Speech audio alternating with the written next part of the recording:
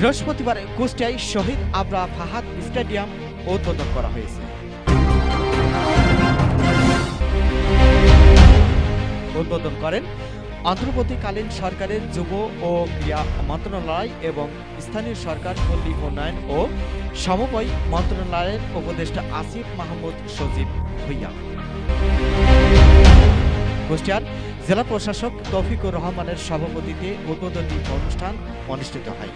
এ সময় অন্যদের মধ্যে উপস্থিত ছিলেন যুব ও ক্রীড়া মন্ত্রণালয়ের সচিব এরাজুল মাকসুদ জাহিদ, জাতীয় ক্রীড়া পরিষদের সচিব আমিনুল ইসলাম, কুষ্টিয়া পুলিশ সুপার মিজানুর রহমান, জেলা পরিষদের প্রধান নির্বাহী কর্মকর্তা মুকুল কুমার মৈত্র, শহীদ আবরা ফাহাদের বাবা বরকতুল্লাহ, কুমারখালী উপজেলা নির্বাহী কর্মকর্তা SM মিকাইল ইসলাম সহ আরো অনেকেই।